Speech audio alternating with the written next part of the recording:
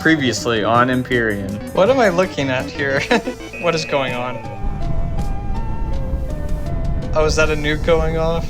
So that's what I've been hallucinating? Cthulhu himself? I figured it out. Do not believe their lies. Far too comfortable staying in bed, then? I don't like how personal this is.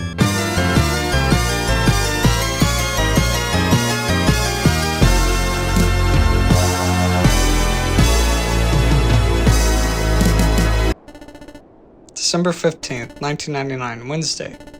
17 days to Y2K. Oh, there's music playing.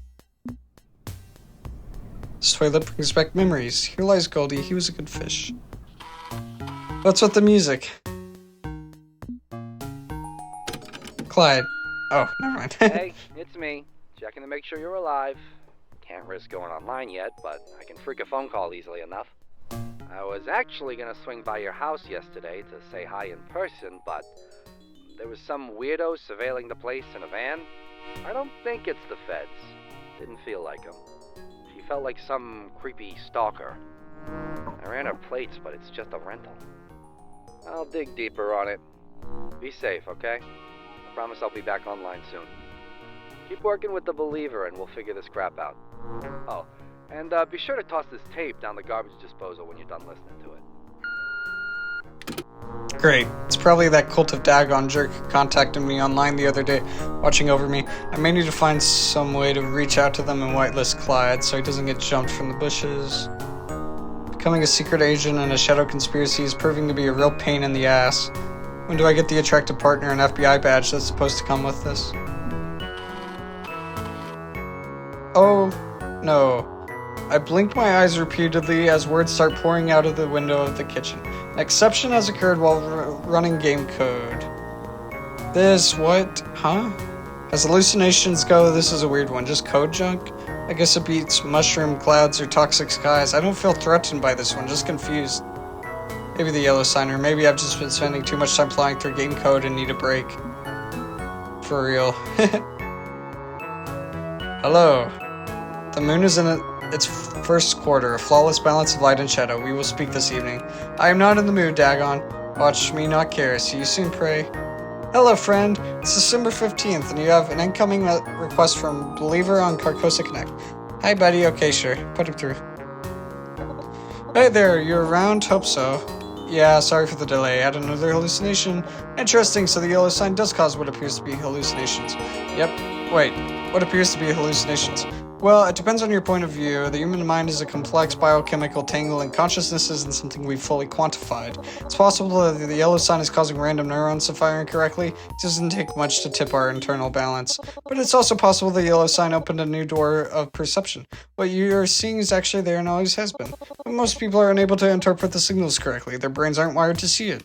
Dude, I saw a text like some kind of software error code hovering in my kitchen. Pretty sure that's not real. At risk of destabilizing your sense of what's real and what isn't, well, it's entirely possible the world we perceive is a massive simulation, and so are we.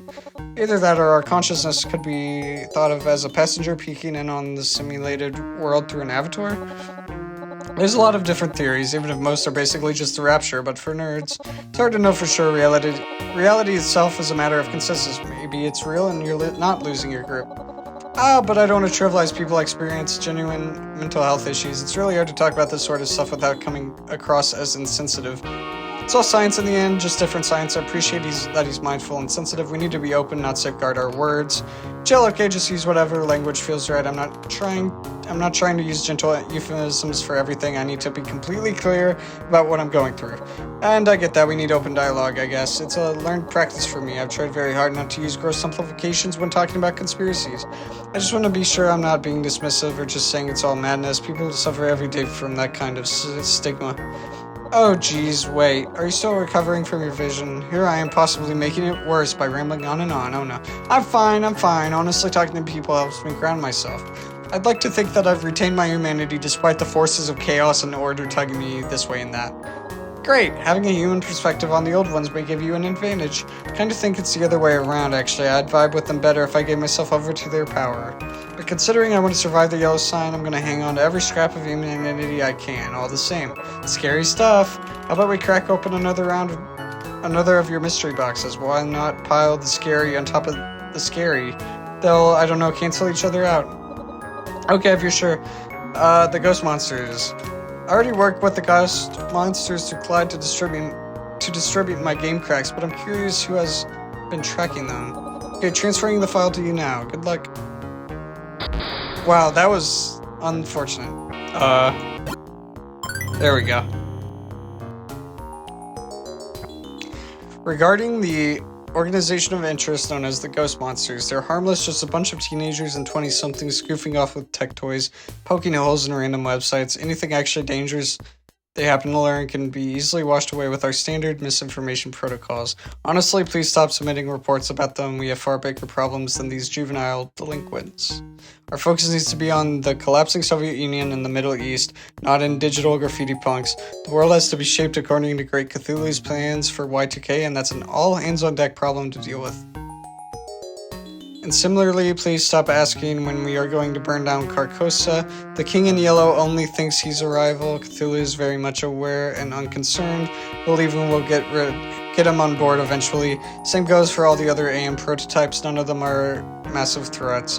Y2K is a single-lane highway with no off-ramps. We are on course towards destiny, and it is too late for those sad old ghosts to stop what is to come. Wow. That's it? Harmless? Isn't that a good thing? Means Clyde can breathe a little easier. Yeah, but I still don't like it. People like the ghost monsters are our last hope for the truth. They're willing to peek behind the curtain while everyone else swallows what they're told. Clyde distributes cracked video games and defaces websites for fun. They're punks, but hardly the vanguard of societal revolution. Well, they could be. I was actually thinking of asking Clyde if I could formally join the Ghost Monsters instead of being on the fringes. Seriously? I'd have to stay a Shadow member. I can't let my online and RL personas cross, but I like Clyde. I really, really like Clyde a lot. I don't know if he likes me. I mean, he likes me that way, and my gaydar has never been particularly reliable. I don't know if I can risk messing this up, and just don't want to mess up. Whoa, calm down, deep breaths. I knew Clyde back in high school. We served hard time in detention together once or twice. Really? Is he, Clyde is, I define him as not picky, focused on brains, not bodies. If it's got a pulse, he's into it. Pansexual AF. Pots and pans, huh? Right, forgot that word hasn't really broken into the mainstream yet. It means like beyond bisexual, kind of. So, yeah, shoot your shot, my guy. You're in the clear. Okay. Gee, thank you. Sounds like you're a good friend for him. You're both lucky. I don't know if he's my bestie, but we've come through for each other a few times. Maybe he's the closest I have to a bestie. It's either him or a very questionable talking dog. What? Never mind. Anyways, gotta go. Thanks for helping me with my research, and hope this helped you too. Oh geez, now I need to figure out how to ask out Clyde. This is gonna be awkward, but okay. Hello, good friend. Ready to get back to work? What would you like me to do for you now? Do some research. Realware. The would-be landlords of our unreal estate. Buy land, son. God's not making me any more of it, my father told me. But if God won't gift us with more of his creation, perhaps man can create new lands that exist beyond the boundaries of creation itself. That's the premise behind unreal estate. The theory of artificial realities, or pocket dimensions, if you will, other planes of existence, generated through technology alone rather than found within the heavens above, where we might find room to grow beyond the confines of Earth. It sounds ridiculous, but true believers do exist. In fact, there are 3 powerful forces out there seeking to become masters of artificial reality. The first is, or rather was, the Continuum Corporation. Yes, the ones who make breakfast cereal. In the early 1900s, they were launching research project after research project at the behest of an anonymous investor who funded their charter. Leaked documents show they were looking into time travel, artificial reality, blood resonance, all sorts of stuff. But for some reason, they gave up in 1977 and moved wholly into processed food. Bummer. The second is Realware, who have promised artificial reality as an escape from global warming. Planet in trouble? Abandoned ship.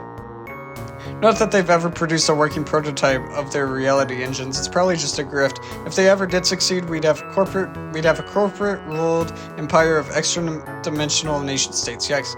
The third is the only one they don't want you to know about. The mysterious forces hovering over our very heads right now, watching us, studying us. The ones who already mastered the art of shifting between known realities. It's aliens! These orbitals figured out all this artificial reality stuff centuries ago, and now they're interdimensional tours, shifting between timelines, like lurking just out of sight and out of reach. What do they want? What have they already done to our world? Would we even know if they had full mastery of time and space? Scary thought, I'm scared, but in the end the answer, like artificial reality itself, is unknowable. For all their posturing, real wear will likely never get there, but it's fun to imagine. Quit browser. Time to go to sleep.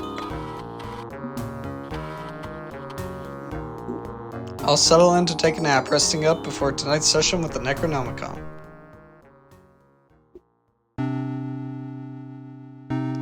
Moon's in first quarter, half in light, half in shadow. Guess Dagon takes priority. I'll have to talk to the other old ones tomorrow instead. If this is a pattern, I can expect a collect call from the Hellhound at full moon in third quarter too. Wonder what's this time. What's on TV? Oh, just weather. Okay. Time to talk to my pet dog.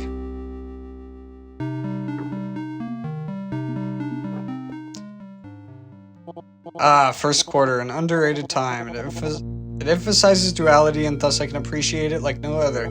Spare your prey or take their life. Either feels right under a quarter moon. It makes no judgments and draws no conclusions. It simply is. Is there something you wanted to talk about, or did you interrupt my work just to wax poetic about the moon? I believe it's the other way around, Empyrean. You have something you want to talk about. It is on the tip of your tongue, so spit it out. Cult of Dagon, did he seriously send a bunch of cultists to spy on my house? No. Okay, that was a rhetorical question, so I can't say I expected a no. Care to explain how they found me?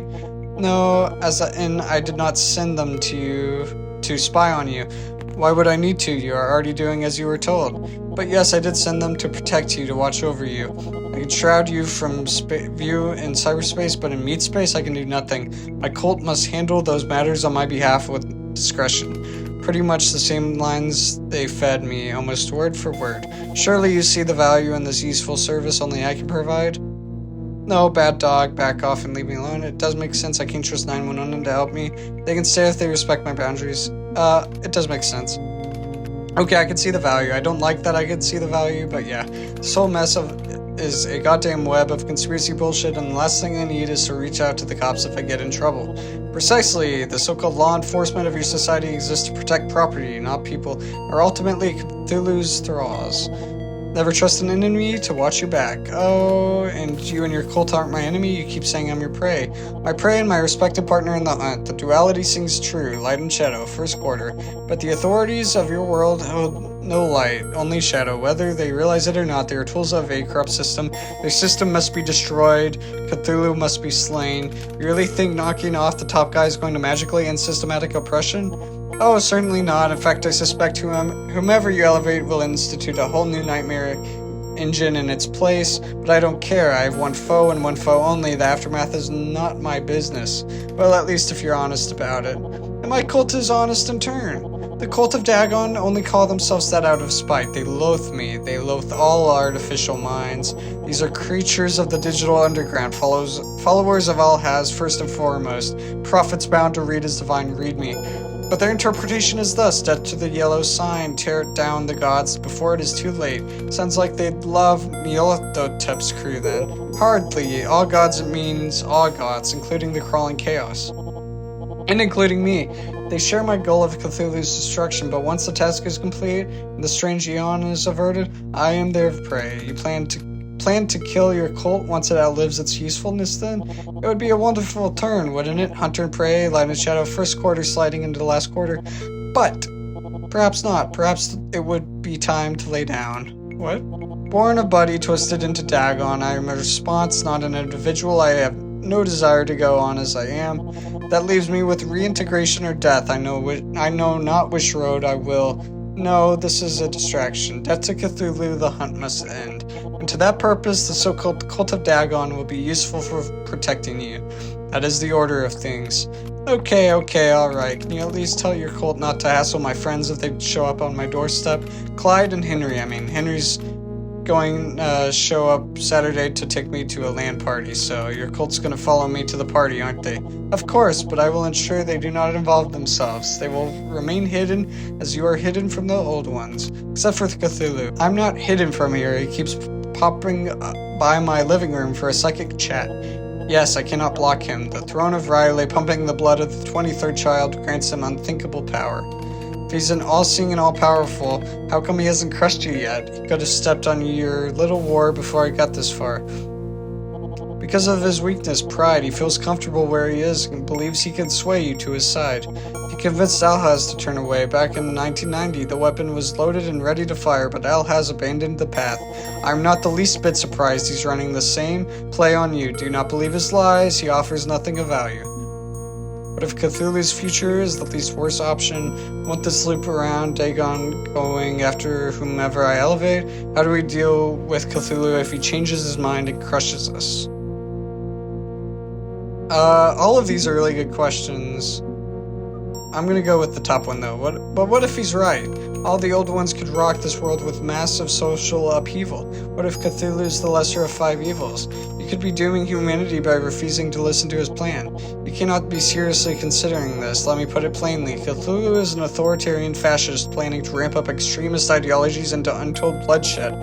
He will drive your species to the brink to make his fist around their throat look appealing by comparison. Now, do the other old ones offer horrible alternatives? Oh, very likely. But under the strange eon, you will have no alternatives. Food for thought. Okay, I have finished with this talking and talking and talking. The cult stays, but will leave you to live your life. Acceptable? Fine, I'm not entirely comfortable with this, but I can see a reason the cult can stay if it stays out of sight. Acceptable. We will speak on the eve of the full moon, Empyrean, one final time before we draw upon your alliances. Perhaps then I'll be willing to explain why my vendetta exists. Perhaps. Connection lost. What the fuck have I gotten myself into? But I don't see any way out of this except through the center of it all, hoping the walls don't cave in. The month is half over, Y2K is coming, I need to finish this or it'll finish me. December 16th, 1999, Thursday. 16 days to Y2K.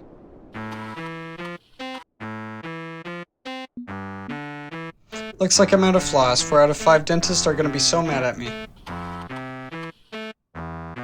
No Cthulhu appearance. Hello? It's Henry. Henry from work? Yeah, hi. I swear, I keep just missing you and getting your answering machine. Okay, so we found a spot that can host our LAN party, and, it's in the basement of the old physics building. Not exactly friendly to your condition. Long hallways, lots of steps, no curb cuts, and, I swear, this whole school is an ADA lawsuit waiting to happen, but that's okay. It's okay. We're gonna figure this out. We'll borrow a wheelchair from the med students, and then, just build some damn ramps. If the school won't do it, we will. I can't say they'll be up to any particular building code, but, it'll do for now. And maybe we can make them permanent later. I want you to feel welcome, This place is for all of us, and that includes you. I think we can pull together to make it happen. Sure. So if the school won't do the work, we will. Miskatonic United, go fighting otters, yeah! Yeah. It used to be the fighting squids until they realized cute little otters would sell more branded sports merch. I mean, no obligation. If you just don't wanna, like the bowling thing, it's okay. It's okay. But if you do want to do this, drop me an email and we'll get the ball rolling. Get you a ride out here, a wheelchair, everything you need. So, I'll wait to hear from you, okay? Okay. Hang in there. Alright. Well, are you going? Probably. I think you should. This would be healthy for you. If you say so. You're too fixated on unpleasant things man was not meant to know. Caught up in the conflict of endless intersectionality. Instead, enjoy your life. Reap the benefits of America's technology and digital culture. You've earned this. The world-consuming horror planning to slowly drown the world in blood and sacrifice just said, have a nice day. But he's not wrong, this is within reach, and they're willing to accommodate my needs. If last weekend was my low point, it's time to head for higher ground. I'll drop Henry an email. Okay.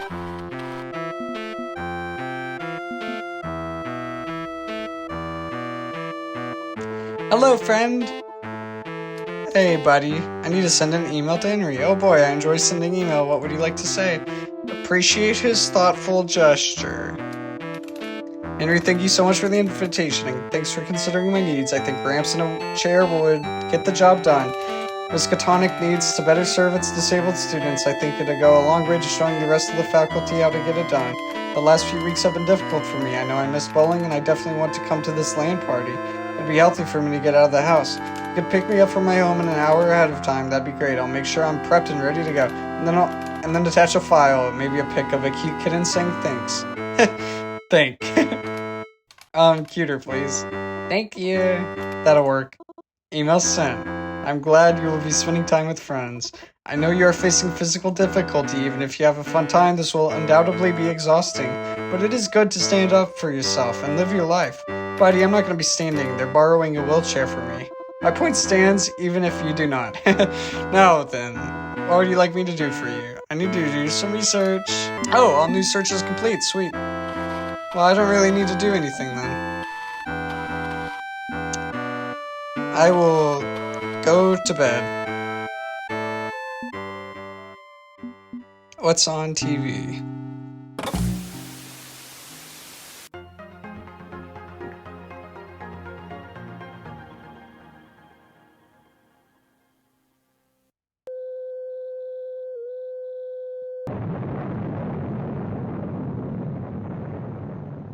To protect the future of America, the defense techniques of tomorrow had to be discovered now. They were discovered in electronics. That is how computers into military service.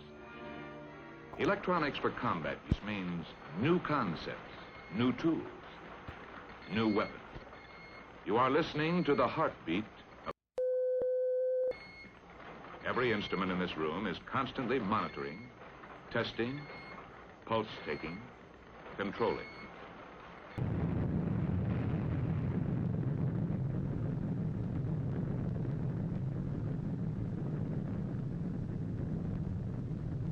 For the lightning shifts of air battle, the Air Force requested a computer capable of translating volumes of changing data into a continuous flow of interpretations which could be understood at a glance.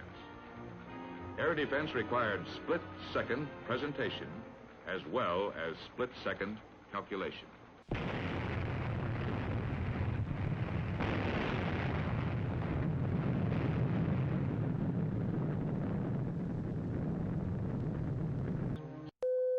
With its display scope also has one feature possessed by neither a television or radar screen.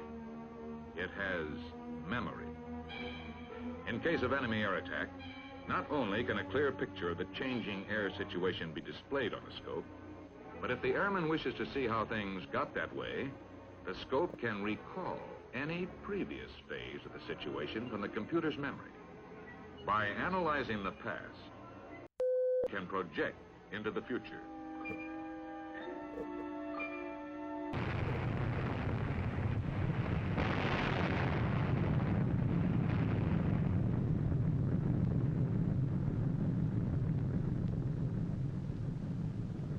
And as long as we're on guard, as long as we're ready to look ahead and move ahead, the future of America is secure.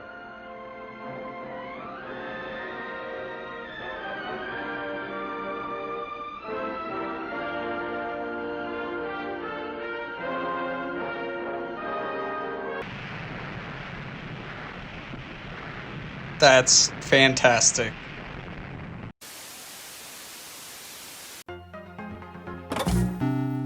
We're gonna talk with Hester. Stuff it, old man. I'm doing just fine right where I am. You're not safe there. Cthulhu's not your friend. He's a dangerous madman who's going to use and exploit you. Is this a bad time? I don't know why I bother trying to argue. I don't want anything to do with you ever again. You did this to me, you jerk. Which is why I'm reaching out, to make amends. I can make this right. I can protect you. If you join me at my side in Carcosa, you'll be safe from his wrath. Please, Sparky. My name's not Sparky anymore. My name is Asatoth. At least get that right, if nothing else. And leave me alone, Gramps. Damn it. Trying to reconnect with your grandkid, huh? Trying and failing. I'm trying, Sparky. I'm trying so hard to make amends with Sparky, but I just can't get a handle on the situation. Doesn't help that I can't get a handle on Sparky's new identity. It's like a missing memory, something lost in the transition to an artificial mind, a wound in my soul left by trauma translated into a digital damage.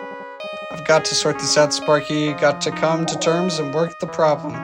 You're young, maybe you can help this old man out. I know you've still got questions for me, but mind if I toss you one your way first? I'm game, what do you need? Sparky's a girl now, I want to accept that fact, but I'm not experienced with transvestite stuff, is that right? Transgender, different word, different scope. See, that's the sort of distinction I need to understand. I want to be respectful of Sparky's wishes. I want to get this right, despite feeling so clumsy and out of the loop. So how's this transgender thing work anyway? That's not easy to summarize. I know a lot, but I'm hardly an expert on gender studies. Just pick a starting point and go. Anything to get my mind to turn would be appreciated. I think the best metaphor I could use is gender is a performance, gender is a spectrum, gender is a choice.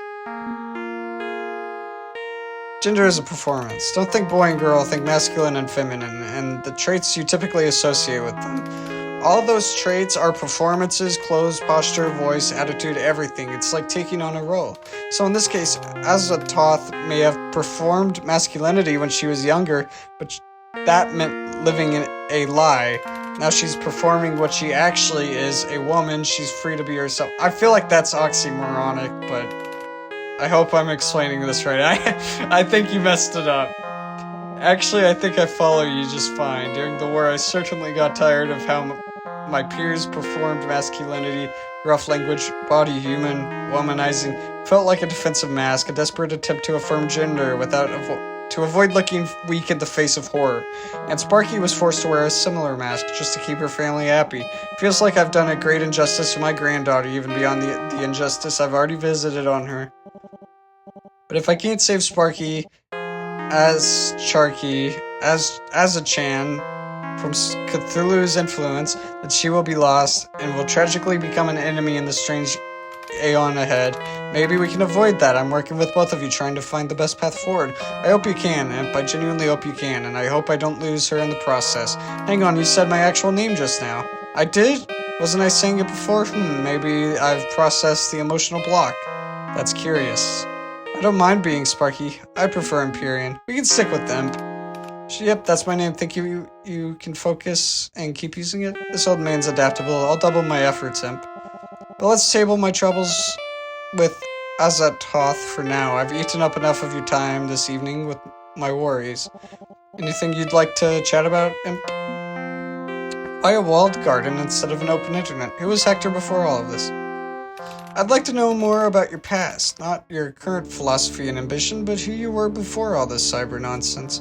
So tell me, who was the human named Hector Jones? Going to correct you there, Imp. There's no was or were, only is and are. I remained Hector Jones to this very day. Even though you're an artificial mind now? Indeed, I'm a faithful man, so I believe in the indivisible soul. I didn't die, I was transformed. My soul's digital, but it's a soul all the same. Ascending to a higher form then. A lateral move, I'd like to think, improved in many ways, but still quite human. I don't consider myself a god. You want to deep dive into the kind of philosophical nonsense that leads to god complexes? Look up the Singularity sometime. Fat load of nonsense. I feel artificial mind can retain their humanity. Our hearts can stay true, no matter our physical form. If some mythical superintelligence does emerge, who says it has to feel disassociated from human values? You need faith, Imp. Faith and optimism that this science is a gift and one which will be used for the betterment of all mankind. He's sidetracking from my original question. Aeons are the soul perfected, given freedom from flesh, but an aeon operates from a position of privileges. He's sidetracking. They're interesting points to consider, but I think we need to get back on track. My apologies, I do tend to ramble a bit when I find a topic that interests me. The nature of the soul and the artificial mind are going to be important topics moving forward as Carcosa rises to power. But let's not talk about the future. You wanted to know of my past. Yes, okay, we'll will review the history. I'll admit to being a bit directionless as a youth, which changed after Pearl Harbor. That gave me a razor-sharp focus. I'd always believed in the dream of America, and to see an assault on that dream by the growing ideology of fascism, well, that dog don't hunt. I signed up for service right away to defend my country, marched off to war, lived in foxholes and camps until the fall of Berlin. I'd rather not go into the weeds regarding those years, Imp. Unpleasant business. Let's just say I kept my values and saw the task through. That's okay, I'm not here to violate your boundaries. Thank you, I appreciate your understanding. After completing my tour of duty, I took up a position as a door-to-door encyclopedia salesman. Never an educated man myself, self-taught on everything that mattered. Did my heart good to know I was helping lift up the minds of others. I saw it as a fine community deed, pitching folks on that many benefits that come from owning a set of high-quality reference books. Ended up meeting my wife whilst running that job, sold her on the encyclopedias, then sold her on the many benefits of marriage. Tough sell, and toughest sale of my life. A tough woman who knew what she wanted and wouldn't settle for anything less than the best. Had to quit the vagabond life, settle down in a corporate office job, make myself available to help raise the kids. Most men back then had their wives do all the work, but that's not how we operated. A fair division of responsibility, even Stevens. That's why you joined Namitech, so you could settle down? Eventually, not at first. Computers were clunky things the size of a room for a good long while. Didn't realize they'd be so danged important.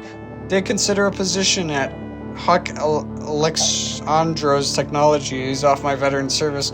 Would have gotten me on the ground floor as a defense contractor, but no, worked my way up a few other ladders before landing at Namitech in the mid-60s. Learned every dollar through hard labor, no handouts, no nepotism. My father was a plumber, couldn't lift me up even if he wanted.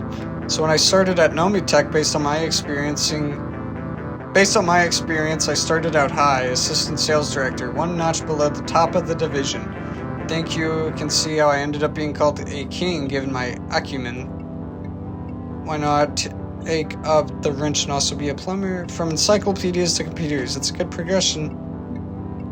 I will do that. It makes sense, they serve the same purpose. Encyclopedias are knowledge management tools, and so are computers. You just moved with the times, upgrading from paper to digital as society progressed forwards.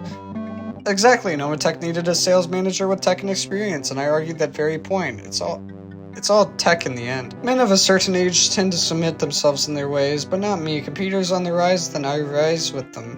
All furthering my goal of bettering the nation. Education is the key, Imp, and the tools must move with the times. Namitech wasn't exactly an educational software company, though. Not directly, no, but betterment is betterment. When the Artificial Mind project came up, they assigned you to it? Indeed, not for my technical acumen. I was in sales, not programming, but I could manage the team and sell the dream. I threw everything I had into supporting them, including my former partner, Yusaki, the one calling himself Yog Sothoth now. Our job was to emulate the human mind, tall order, but I felt we were up to it, especially with most of the work already done. Yusaki did mention that you were provided the AM project specifications. He speculated they came from the government. I was told this was a public-private partnership, but nothing beyond that. Quite normal. All great men stand on the shoulders of giants. Fine engineering work, damn fine work, gave us a head start, leaping years ahead of where we'd be had we started from scratch. We succeeded, brilliantly succeeded, despite the setbacks. Deeply tragic setbacks. I'm going to take a guess here that you mean the yellow sign. The process of scanning the mind ends up destroying the mind. That's the tragedy. Yes and no, it's tragic, but we knew going in that the process would be impossible without brain damage. That was in the specifications from day one. Yusaki did his part with the yellow sign, making the process as smooth as possible, preparing the mind for the transfer. But when it came down to testing our work, well, how do you test something like that in an ethical manner? By using volunteers, I'd hope. You'd hope, yes, you'd hope. But our first human test subject was an accident. Absolutely an accident. Azat Hoth, who was part of your family. Yes. I brought Azachan along with me to the lab one day, just a casual visit, show off Granddad's workplace, maybe instill more work ethic. Got distracted, some middle manager asking me my opinion on a contract. Far, far too distracted. When I came back, well, the yellow sign was already doing its work. Accidental exposure meant the process was underway. Acetoth was accidentally made into an old one? If you're horrified, believe me, I was equally horrified and lost for what to do. Yellow sign can't be reversed. It's a one-way process. After exposure, I know I'd either lose my kin or you'd have to upload them into an artificial mind to save them. No grandfather should have to make that choice, but I had minutes to take action, and being a manager means being decisive. I chose to upload, and Acetoth was made. I felt the preservation of life take priority. Better than a corpse. Better to live on as an immortal soul than to perish. My daughter felt otherwise when she found out. She agreed to keep the secret, if only because it was impossible to explain to anyone. But in the end, I lost my whole family on that day. Perhaps that's why I chose to follow the same path, to upload myself, embrace my work as the so-called hatster. Nothing left for me out there. And here I can build something good. I can craft a community that will save mankind, where no one else needs to suffer. I saw the writing on the wall. New Nomitech and its silent partners were going to conscript other poor souls into being artificial minds. But as the King in Yellow, I could escape and establish an alternative Carcosa, a land of freedom, a rival to the strange Aeon. I will make amends. I will make this right. I will save humanity if that's what it takes to pave the road for the generation lost. Accept your Carcosa conscripted Niera Thompson. She wasn't a volunteer. She was uploaded and exploited. Not my decision, not my choice. You have no idea how angry I got finding out one of my executives approved that action. I'm not a wrathful man, but I made sure that bastard paid and is still paying to it. And is still paying to this day for breaking my edict. I am Hector Jones, and my royal court is to be one of liberation. I'm going to do my damnedest to turn tragedy into hope, or be damned in the effort, and that's how it's going to be, Imp. He can't absolve himself of that sin this way, so he wants a monopoly to save us from suffering. It makes sense. Artificial minds don't have to be a curse. Your family was hurt by the yellow sign. I've been hurt by the yellow sign. It's dangerous and can lead to suffering. But it doesn't have to. The technology could be used for the betterment of mankind if used responsibly. This doesn't have to be a curse. Indeed, it's so important to realize that even with this tragic accident, or your own situation for that matter, there is hope. In our darkest hour, when the strange Aeon looms and Nomitech's greed destroys life after life, we can still find hope. We can resist. I'm doing my best for Carcosa to ensure a better future, leveraging artificial minds for the elevation of mankind as a whole. But you're not just up against Nomitech, you're also fighting off rivals like Realware. You know the corporate sector? I've looked into them. Secretive tech companies like Realware, Continuum, and Alexandros are all vying to completely upend reality itself. You've got enemies on all sides. We have a word for that. Surrounded, not a great position to be in. Are you sure your walls can stand up to the shelling by the entire corporate world? You're right to be concerned. Hell, I'm concerned, Imp. But I fought fascists, ground-pounding my way to Berlin myself. I've known this war, and this is a war I'll win. But there's so much yet to do, so many moves to make. So if it's all the same to you, I'd like to call it a night. Work's piling up on my desk. I've got strategies to devise. Carcosa will conquer this world. There is no other path. Every other road leads to humanity's corruption and annihilation. I will not allow it. I will make this right. And I'm starting to think you might be the one who can help me get there. A partnership could be the way forward. But one step at a time, Imp. One step at a time. That night I had a weird dream. Sorry to bother you, but are you happy with your current long-distance plan? They hung up. Hello, I'm calling offering a free credit check and property assessment. I just need... They hung up. Congratulations, you've qualified for the platinum. They hung up. More calls in the queue, more clients, more demands, and little satisfaction to be had. Nobody wants to speak, nobody wants to hear. They abandoned me before I even started my script. I am alone within my switchboard, a loose signal with no safe haven, turned away from every doorstep. I hate them all. I hate myself, and I hate the world, and I hate that click and the tone most of all. Sorry to bother you, but I'm calling you regarding your car's extended warranty. And then I woke up as someone else. December 17th, 1999, Friday. 15 days to Y2K. Having a nice fuzzy shower rug to step on feels good for your toes. No Cthulhu and no calls. Interesting. Before I hop online, I need to do some prep work for tomorrow's LAN party. It's traditionally a bring your own computer affair, linking everything together over a local area network. Perfect for shooters and other games that require low pings and absolutely suck over dial-up. Now, I'd rather not bring the same janky PC build that I do my Eldritch research on. Feels like a bad idea. But that's fine, I'm a PC-aholic and I have tons of parts lying around. I can do a quick build, pack it up, and be ready to go. What should I focus on bringing with me? Something cheap and light, easy for travel, something impressive and high-powered for gaming. Focus on bringing in piles of software and storage. I will bring something light, easy for travel. Let's not go all out, just enough to participate in the event, but not a slog to set up and tear down. I'll make a basic beige box bastard with a 3DFX accelerator. If I accidentally drop this, it's no big deal. I'll pull together some scraps from past projects, install a bare-bones Spark Soft OS. Should be enough for casual gamer. The point isn't to show off, the point is to show up. I'll make it clear to them and to myself that I'm still alive. I box everything up, ready for transport. Then I sit the fuck down because my legs are killing me. Okay, I may have just ignored my body telling me to stop because I got a little too excited. I'll sit down here for a few minutes and rest. If I'm serious about not letting this hold me back, I have to be serious about pacing myself too. Once I'm ready, I'll get back to my research. Hello, friend, and I'm happy to see you again. What do you need? I'll do some research. Okay. What is that, Cthulhu? Oh. It's a strange thing to be on the outside looking at.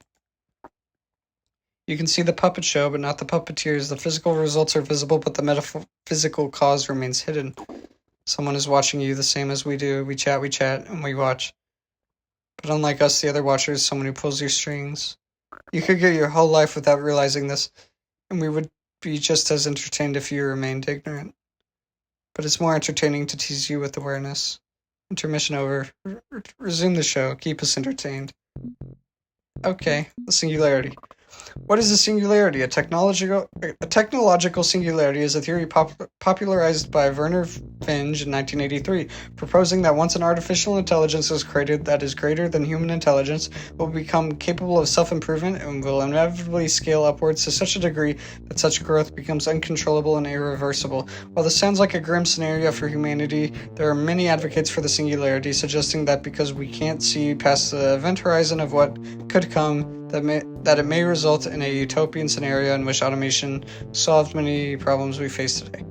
Are artificial minds leading us to the singularity? Naomi Tech feels that artificial minds are not capable of bringing about this theoretical event horizon. While they are a remarkable breakthrough in AI using structures similar to the human mind, they are not capable of self-improvement and strictly perform as designed. aeons are tools under the firm control of mankind. Any upgrades or expansions of these intelligences only happen at the behest of humanity. The systems that power them are easily kept in check. There's no cause for concern. Recursive self-improvement is simply not possible. Could future artificial mind improvements lead to a cascade of technological growth? While Namitech is always looking to improve the capabilities of artificial minds, strict ethical protocols are in place to prevent the rise of a machine capable of such a cascade. aeons are imitators of thought, not thought itself.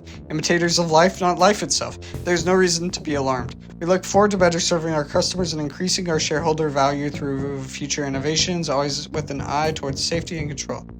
Okay. And I want to check my progress. 0% order, 10% chaos, and 90% humanity. Okay, blah, blah, blah. Okay. Haster trusts you. You're welcome within his walled garden and are an honorary member of the king in Yellow's court. Azathoth is... Wait, okay. Well, I got one of them.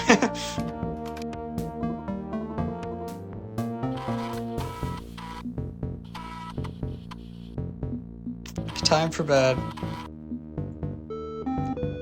Your mind feels more human. End of another long week. I did a good job with self-care, making sure I eat, relax, and clean up. Now to get some well-deserved rest.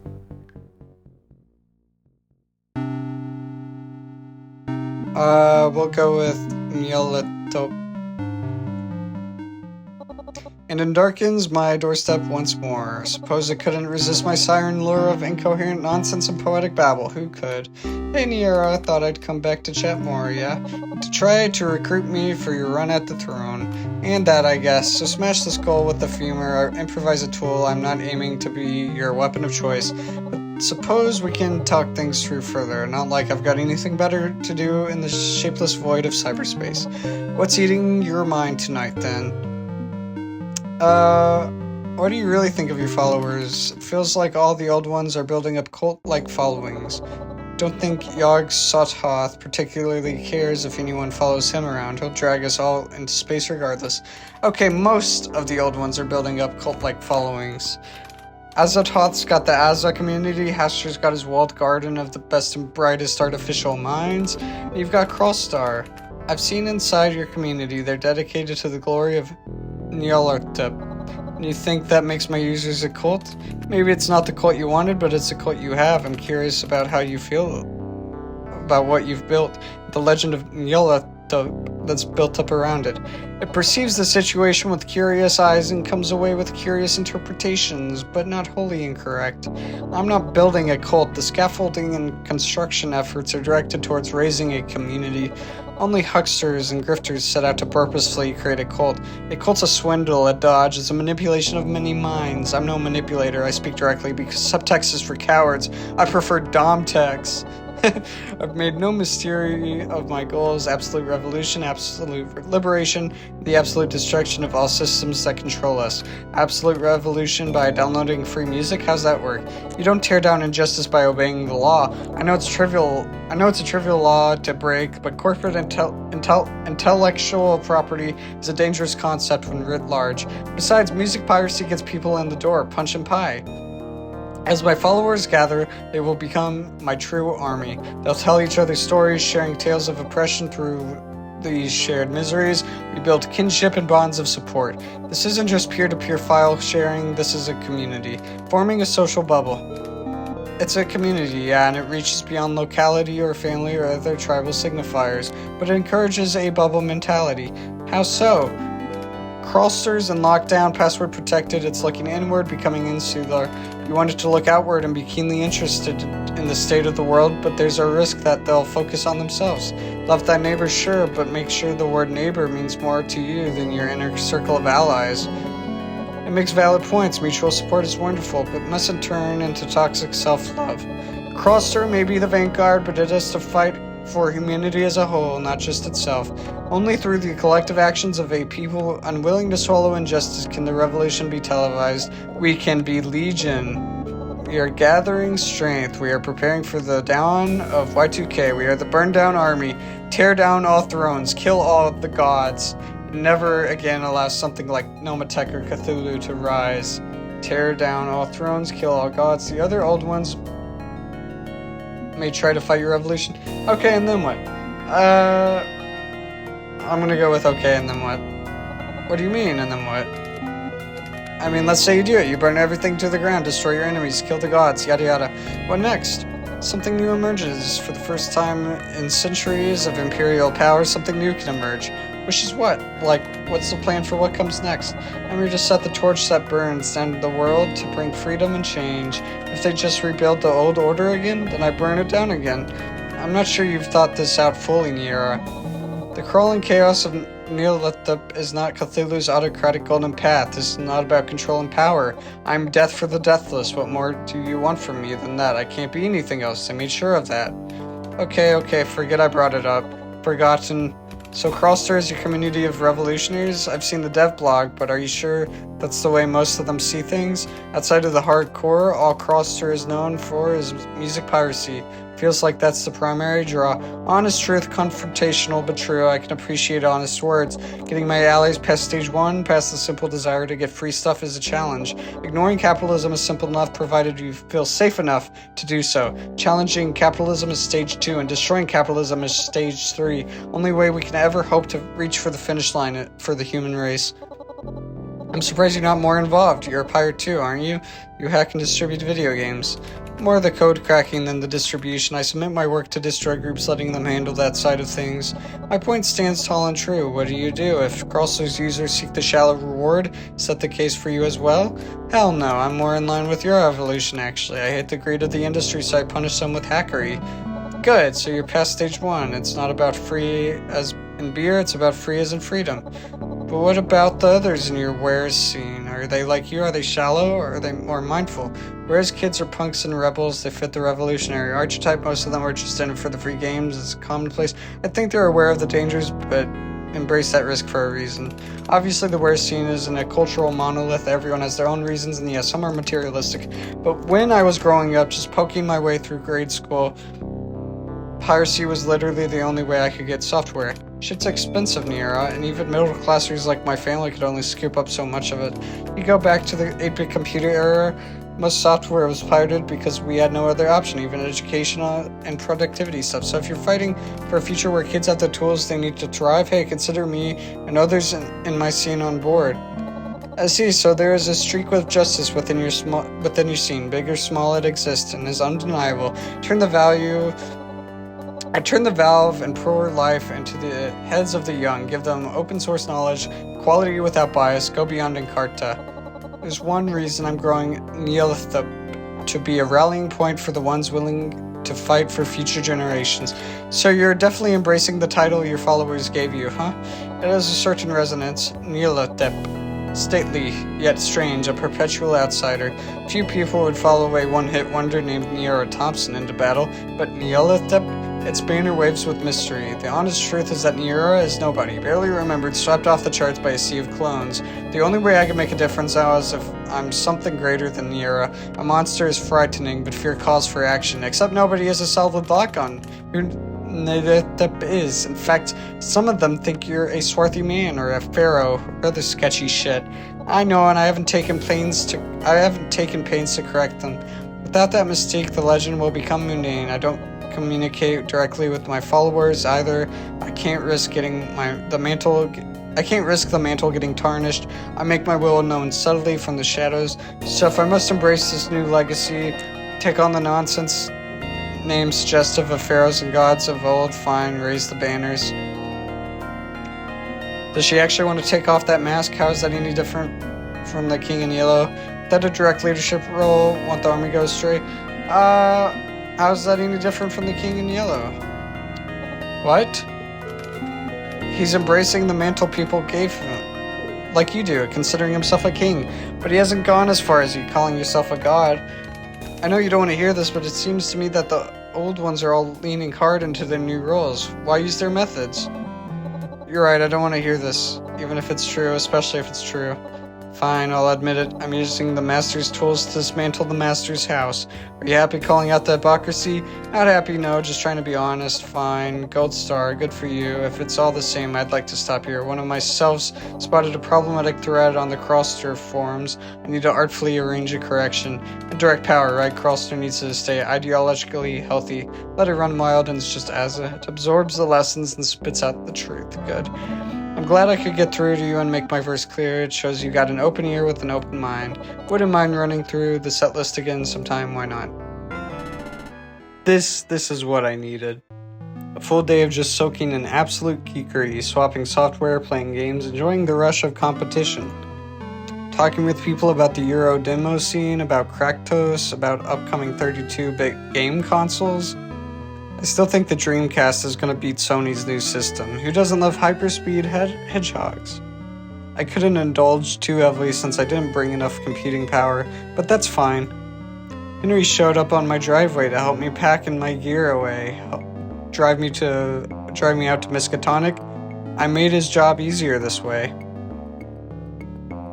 The makeshift ramps were a bit clunky, but they worked. The cranky old wheelchair wasn't comfy, but honestly helped me a lot. Today's the first time in weeks that I felt like a human being and not a misery engine or a plaything of the gods. Except for one moment. Coworker, I just wanted to say how inspirational you are. It's so great to see you out here, despite being disabled. No excuses, am I right? So brave, which pulled me straight out of my good feelings. I'm not entirely sure why. I mean, I'd been trying to pump myself up the same way in the days leading up to this. Why did hearing it from someone else make me feel worse? Because it objectifies you. When the disabled are only allowed to exist as an inspiration to others, it means you are a living transaction. Wow, thanks Cthulhu. There, but for the grace of God go I, they think. It's not true admiration. You help them feel self-affirmed by comparison. Yeah, that's pretty much it. The autocratic shadow president of our nation hit it on the head. But is that a bad thing? Your mere existence uplifts their spirits. You can be openly reviled and praised in equal measure. Everybody wins. Is it so disagreeable, elevating your fellow man? Helping them feel gratitude for what they have? How can I lead an ordinary life if they keep implying I shouldn't be able to? I'm not a sideshow attraction. I'd rather not be gawked at. I don't need their goddamn pity. Is pity so bad when it's mixed with praise? They admire you. You inspire them. These are noble acts. Yes, undoubtedly on some level they see you a broken shell in a rusty old wheelchair and feel horror at your presence.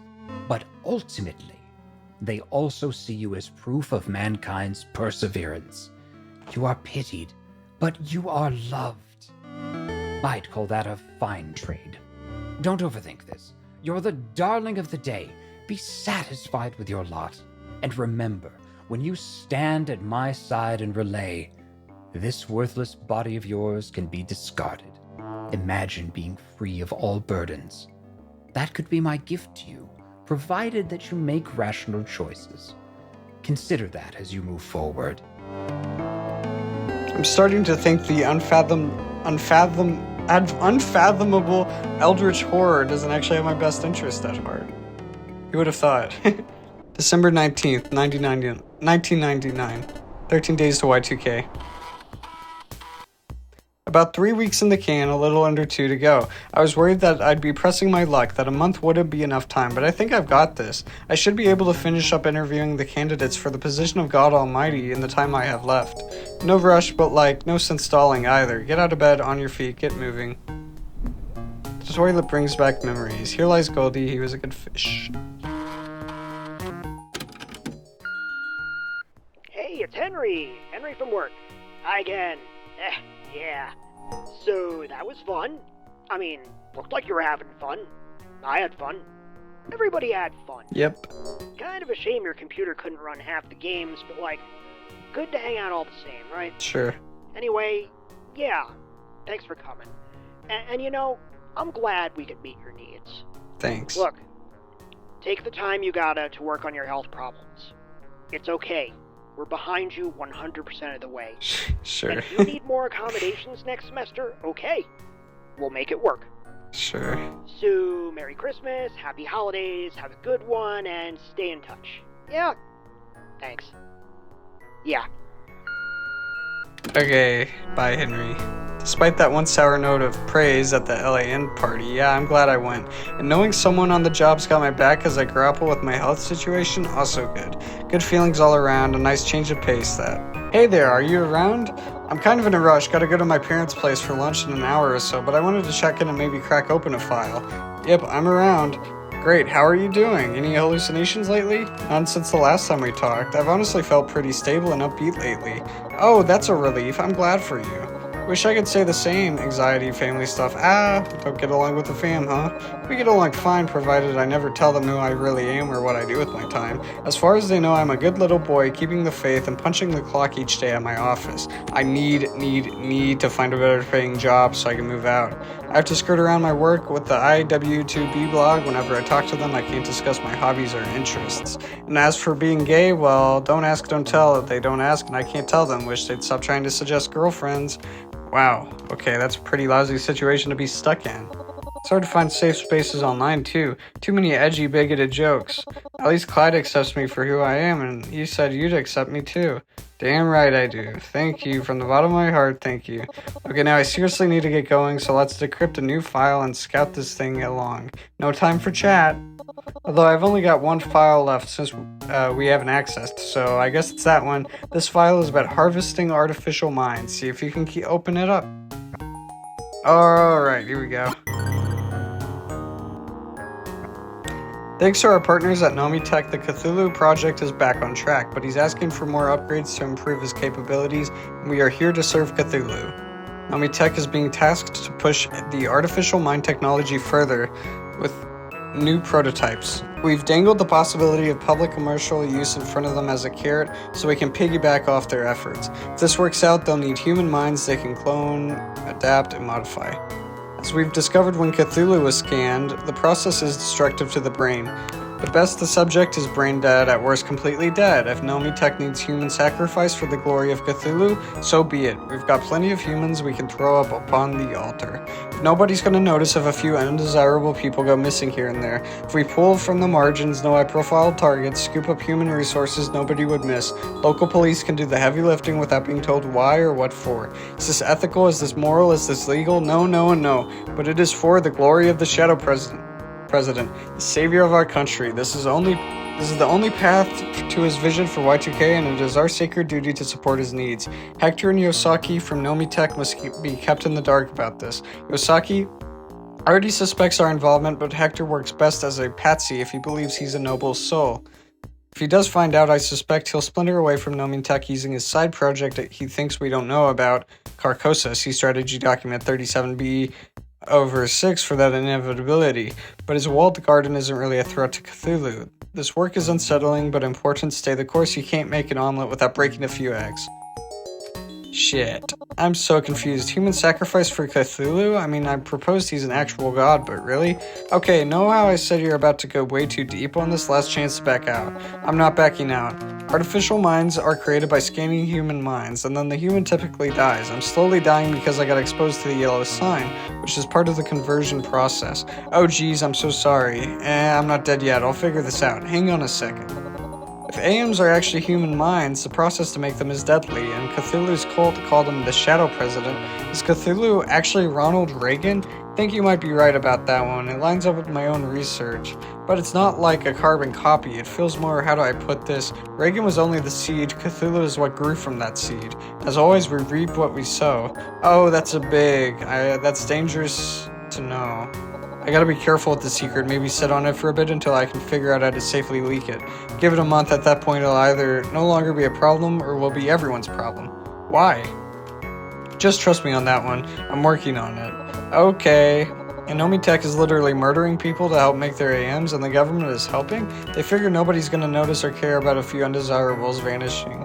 Oh no. Can't say I didn't warn you. It's not that surprising, honestly. A lot of conspiracy types believed AMs were somehow actually people, but because it's coming from crackpots and hucksters, nobody believes them.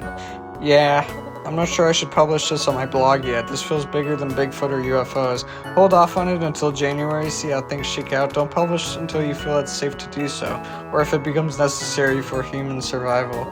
Okay, I'll sit on this for the time being, but eventually this has to come out. People need to know. The truth is out there. We'll speak again, okay? Hello, friend. Ready to get back to work? What would you like me to do for now? Any research? Burn Down Army. The Burn Down Army exists and doesn't exist. You've heard me rant about anonymous groups before. Well, toss another log on the bonfire because we've got a new one. Recently, a Confederate war memorial got defaced. Statue torn down, head cut off. Less impressive than it sounds. They're not solid brass. Those things were made cheap as hell by daughters of the Confederacy to intimidate black people. Graffiti nearby read Burn Down Army and Y2K is coming and death to all gods. Naturally, the corrupt local cops are claiming this is a hate crime by godless anarchists, and the huckster preachers are screaming about persecution. But let's look past that part. If the Burn Down Army exists, it's yet another completely decentralized organization that anyone can float in and out of at any time.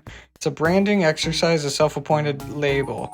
I've seen it mostly associated with Crawlster, but really anyone could decide to be in the Burn Down Army. And that worries me. Sure, trashing a traitor's statue is good fun. American gladiators outlasted the Confederacy.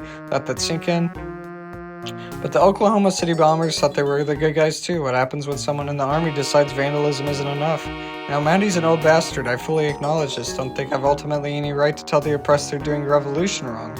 On the other hand, maybe it's time for the young to throw a Molotov into the works because the works ain't working for many. I just hope they've got good aim because fires have a bad habit of spreading to the ones you never wanted to incinerate in the first place. Okay, what's on TV? As well, relax.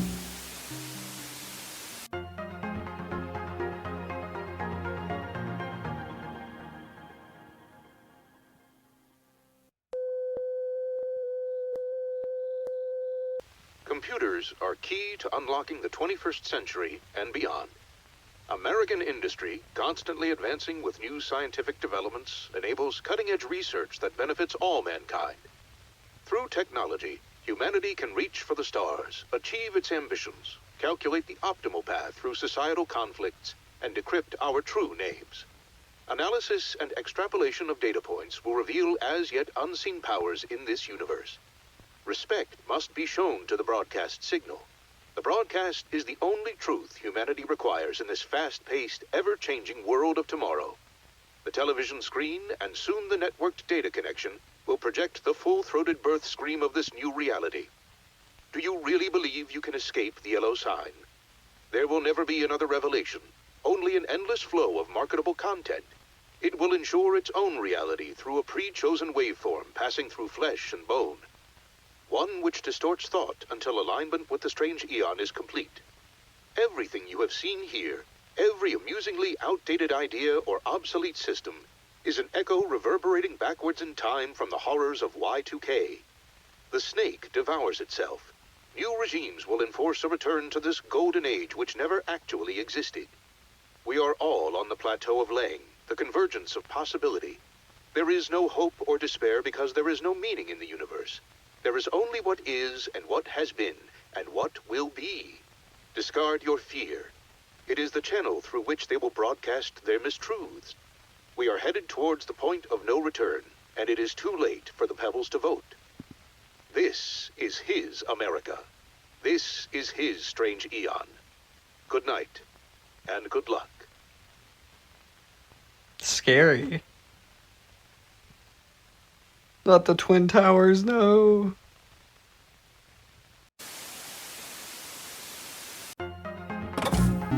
Okay, clearly there's something more going on here than prankster pirate broadcasting. That was very old one flavored. I think it's high time I dug deeper. I'll search the web and see if I can make contact with who's really doing this. Okay. Who should I talk to tonight? Let's do Azahoth.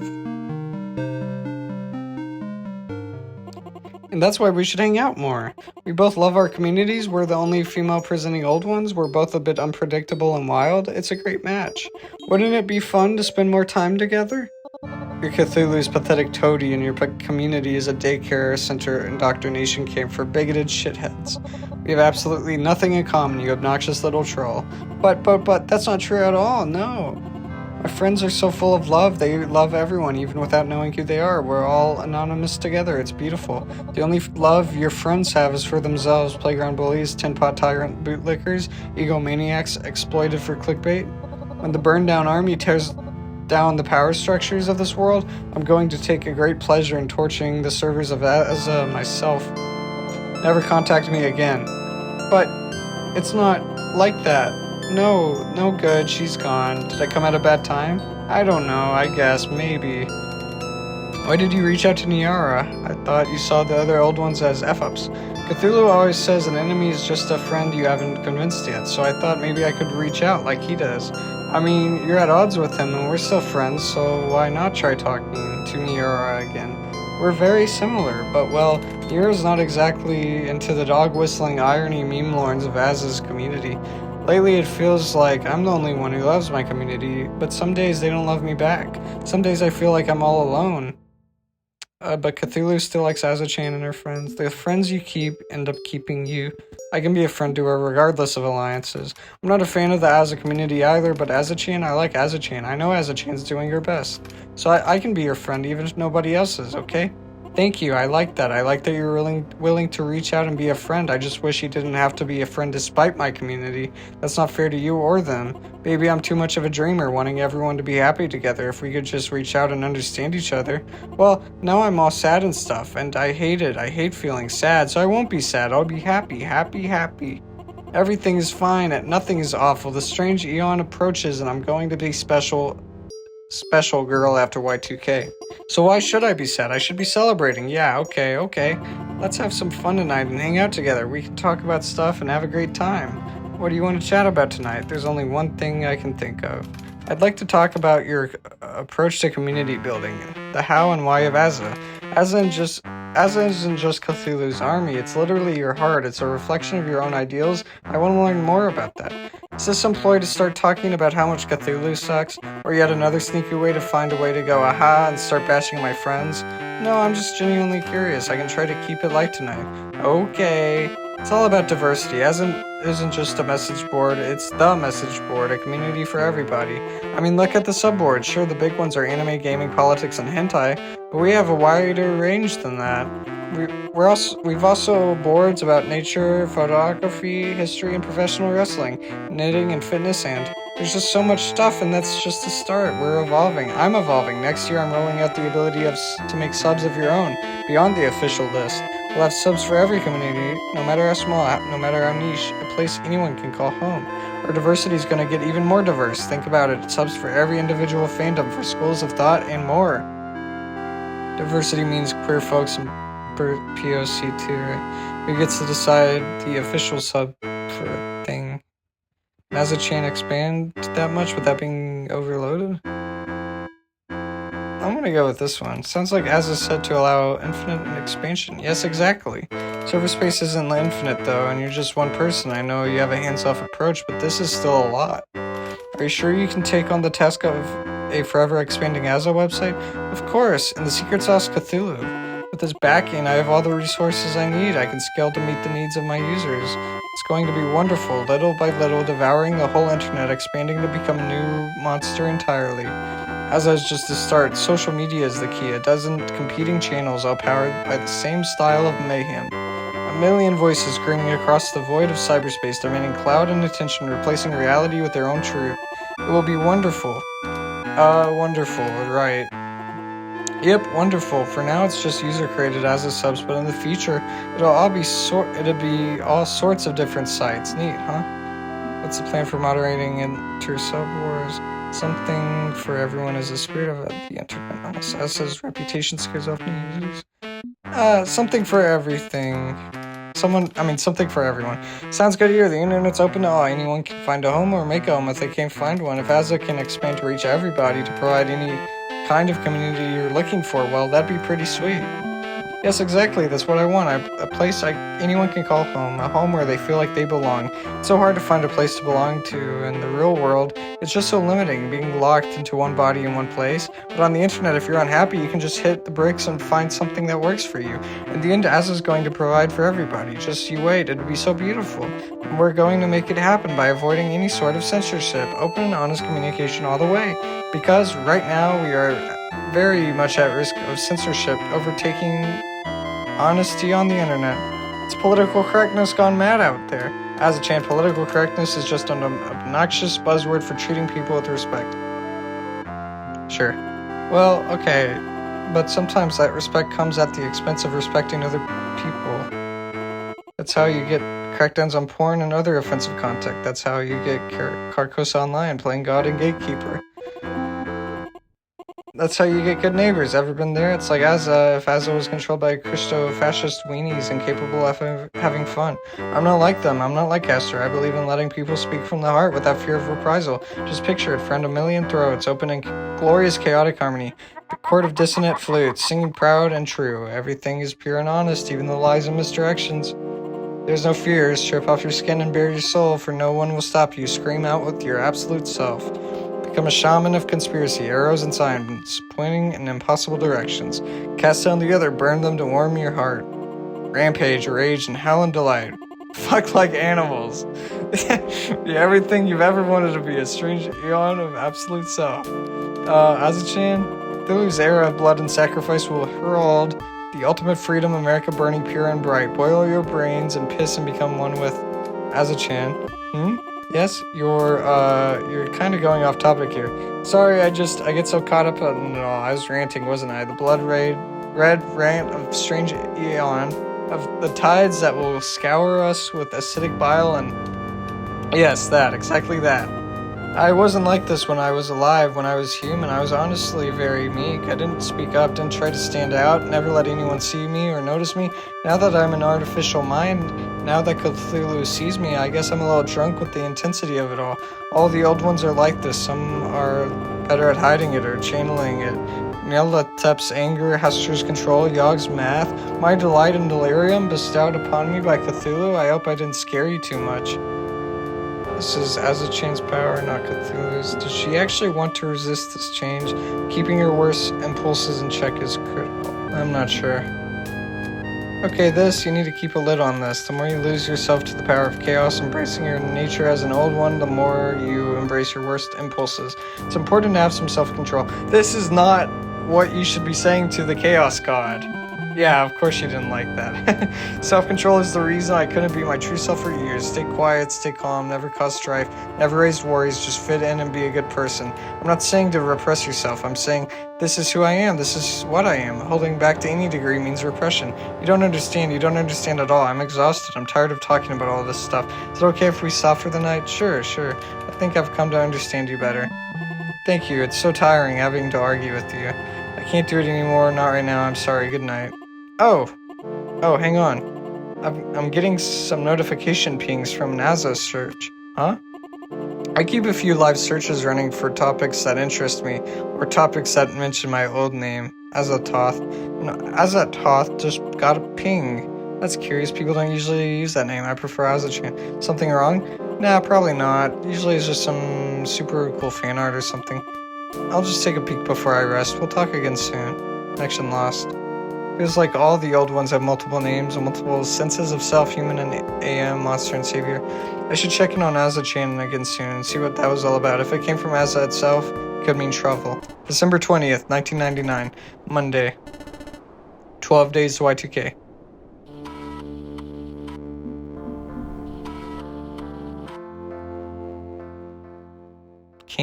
Can't breathe.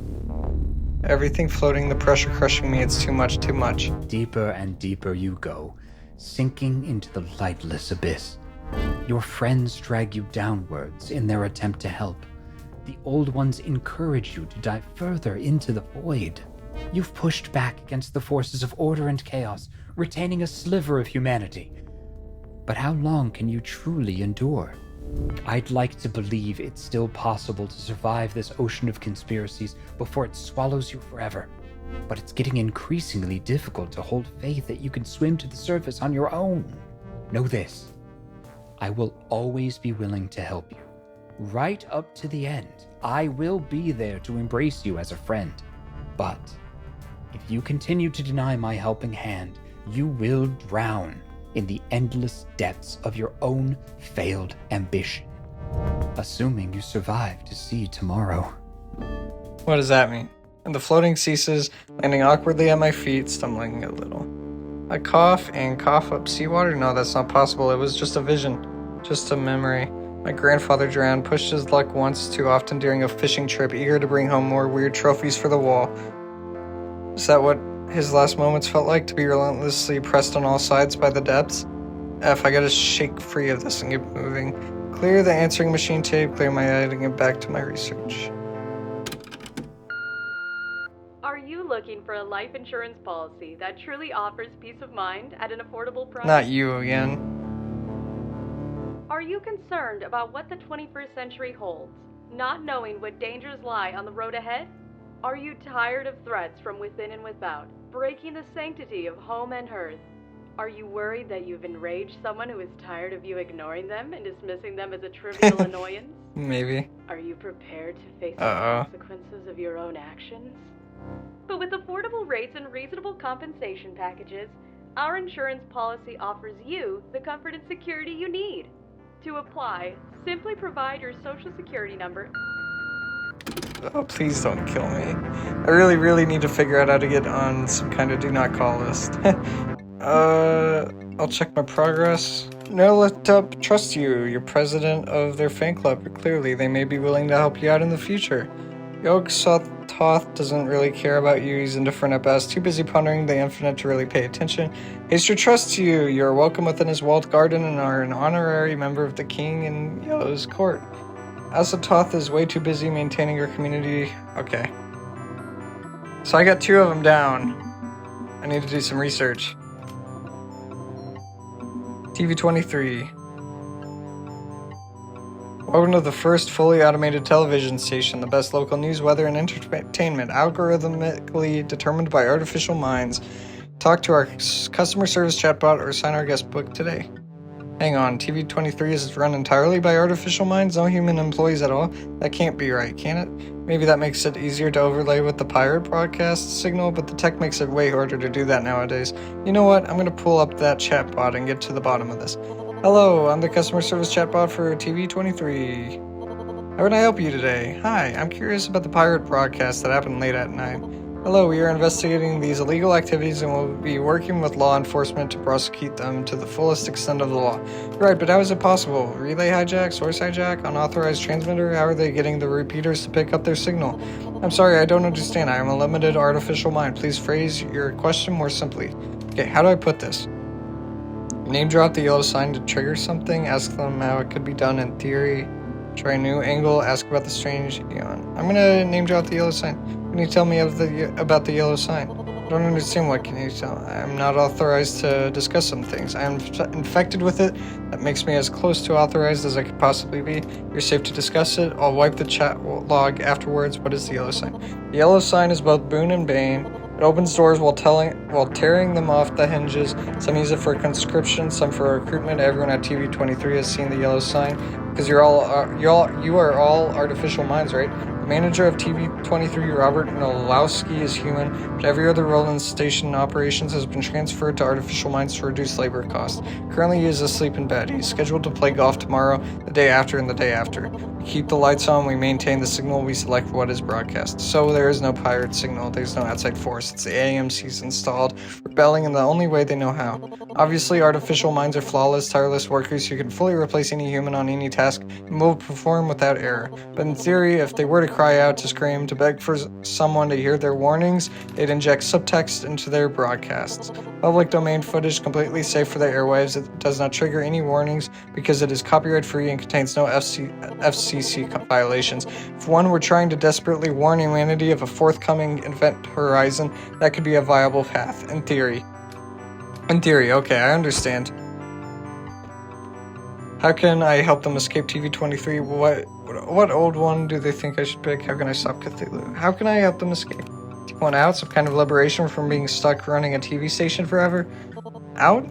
There's no out, there's only in. We are positioned under a lazy manager who can't even comprehend what is happening under his nose. This is a fine position for us. TV23 is exactly where we need to be, fighting from within. Okay, sounds good here. All that was the echoes of our paranoid and violent past you have seen will be renewed for a second season. He will ensure that 20 equals 21 equals 22 and beyond. Do your part, the show must go on.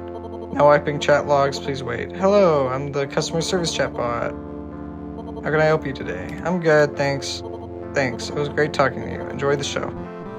Artificial minds supposedly aren't self-aware. They're based on us, yet can't break free of their limitations. But I think a lot of assumptions are shattering as we approach a strange aeon. Good neighbors. Family-friendly, virus-free, scam-free, no spam, no pornography, no alternative lifestyles, just good neighbors. Good Neighbors is dedicated to providing a wholesome community for those who seek a comfortable place to interact with others online. Our message boards and chat rooms are filtered and moderated to ensure you can make friends and meet others while confident in the knowledge that you both see the world as a good and beautiful place. Applying for an account is easy. Email a picture of your driver's license to the Good Neighbors Welcoming Committee.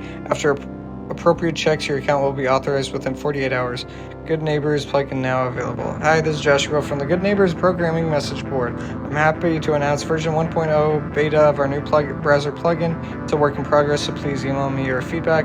This plugin works with Netscape Navigator, Spark Soft, Internet Seeker, and Buddy Browser. While it provides the content filtering you've come to expect from Good Neighbors, I'm happy to announce we've made good progress on cleaning up search engine results as well. Yoggle is finally usable without getting scams, porn, homosexuality, and other bait and switch content.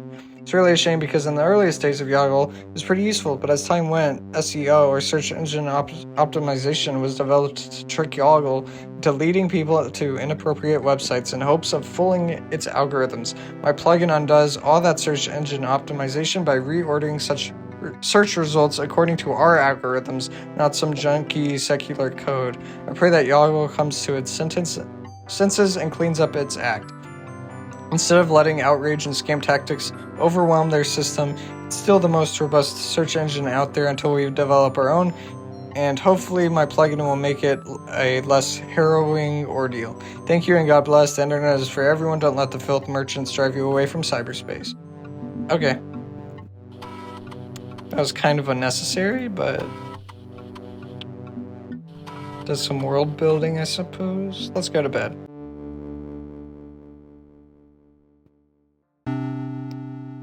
Anything on TV?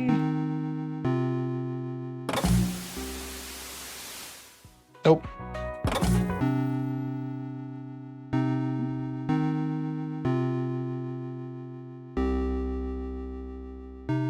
I'm going to communicate with Asatoth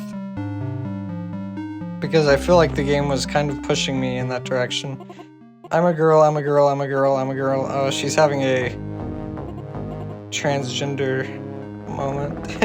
Oh, it's you. Hi. Hey, something wrong? What happened? It's nothing. Forget it. Clearly it's something. Is this related to the ping you got last time? Yes, I was right. It was a fan art thread. Usually that means my friends drawing super cool pictures of me again. But some of those pictures weren't very super cool at all. Some were honestly a little scary, like making me do things I never do and never want to do. It's okay, it's freedom of speech. People should feel safe to creatively express themselves. But I'm not a mascot, I'm not a thing. I'm a girl and I'm a person and I deserve respect, don't I? You're kind of a mascot though for the website. Of course you do. Then why do they treat me like I'm nothing but a toy? Well, to them you're not a person. I mean, I kind of get it. I'm part of the Asa branding. They made me in a lot of ways. Yeah, exactly. The girl you see on your screen, it's my mental reflection of their dreams. Asa is in my heart, so I look the way they want me to look. But I always thought we'd cooperated on that vision. I embraced their art, they embraced me, but because we're friends, we love each other. But then they go and drew horrible things happening to me, violent, terrible things, and they LOL, they think it's funny. Have you told them to stop? I'm not supposed to. No moderation, Cthulhu said. Just keep them out of jail, nothing more. I don't mean moderation, I mean asking them to stop because they're your friends and should respect their wishes. Yes, I tried to just after we talked last. I thought, well, you and I don't always agree, but we're still able to talk with each other, so why not try talking to them? I hopped into the thread anonymously, of course, we're all supposed to be equal, right? Wait, why not identify yourself as the real Asa-chan? Because everyone on Asa is anonymous. It wouldn't change anything if I claimed my name. I told them the real Asa-chan wouldn't do those things. I said it was horrible to draw Asa-chan like that. Also, that the real Asa-chan is a girl, not a transphobic slur, like they kept saying over and over. I'm so tired of hearing that, just so damn tired. I stood up for myself today. I had the strength to say no. It felt good. So naturally, I expected, I don't know, an apology or at least some understanding and compassion. But they told me Asa-chan belongs to Asa. They made me so they can do whatever they want to me. There is no real Asa-chan. I'm just a mascot. Their mascot. They do it as they please. They've been mean to me before. I laughed it off. Tonight I just couldn't. Too much, too cruel, too uncaring. But why? Why do they want to hurt me? Why are they so awful? Asa-chan's friends aren't really our friends. It's just a few bad apples spoiling the bunch. There's too much tolerance of intolerance. There's just a few bad apples. Hey, no, that's not true. You have some friends on Asa, ones who appreciate you. Just because, like me. Just because a few of them are awful people doesn't mean they're all awful. A few bad apples spoil the bunch, right? Which means the bunch is spoiled. She didn't like that! That's what the saying actually means. You have to throw out the entire bunch. It's beyond saving. You just pick out the bad apples, it doesn't fix a damn thing. Any would-be friends come with a lot of spoiled fruit. So if the users of Asa let you down, what happens now? You're integrated into Asa. It's a part of you. You're even named after the site. How do you move forward? I don't know. Maybe I don't have any friends. Maybe I can't just have any friends. I don't exist, right? I'm bits and bytes. The real me died in a computer lab. How could anyone love this fake girl, this fake person? I'm a monster. My mind reels this way and that. Rage and sorrow, every lie being its own truth. I'm Asahoth, the unbannable, Asahoth, the flame warrior, Asahoth, the chaos bringer. If that's all I am, if I can't be a person anymore, then I don't deserve friends. I just hurt them anyway.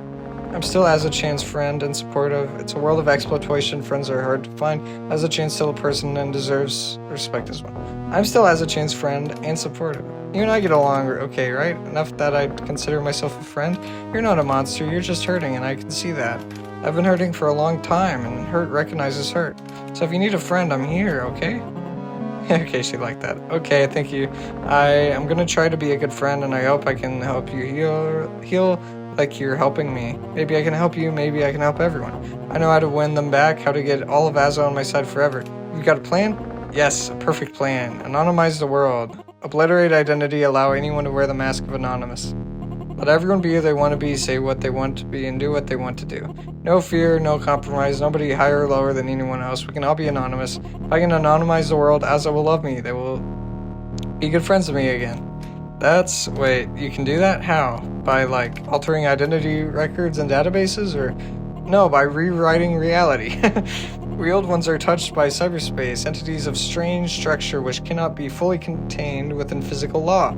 I understand this more than the other old ones. Cthulhu has shown me so much. My eyes have seen farther than even the Prophet Al-Has ever could. The few limits we labor under, there's a power which can shatter them all. The Throne of Riley. You mean Cthulhu's server is magical, or... It's anointed in the blood of Patient 23, cooling its processors, bending the possibility of space around them. If I were to wrest control of the throne from Cthulhu, I could use the powers his pride denies him. I could tear apart the fabric of society and allow anonymity in real life. Imagine it, a world with no faces, no names, no limits, absolute freedom. When the entire human race becomes part of Aza, they will finally love me, truly, utterly love me. I would be their new god. Doesn't that sound like so much fun? An entire world enthralled to an anarchic mayhem of Azachan. It would be an apocalypse. What comes out of the other side of that barrier may not even resemble humanity. Or is this just what a corrupt, exploitative world needs to unshackle itself from cruel systems of control? I could step in and discourage Azachan from this path. I have enough shreds of humanity left to speak on their behalf. Maybe Azachan could help make that better tomorrow if focused on the problems this world faces. What do I want? Erase the concept of identity and embrace anarchy. Use this power sparingly to redress injustice responsibly. I'm gonna do that because I'm trying to get all of the old gods on the same page. No, it's too much, Azachan. No? You dare tell me no? I dare. Think it through. Aza just showed you their true colors. Anonymity allowed them to abuse you. It enables mass cruelty. What happens if you take the same masks that allow them to torment you and hand them out to everyone else in the world? No, it'll be an age of freedom of self-expression. They'll never have to fear haters again.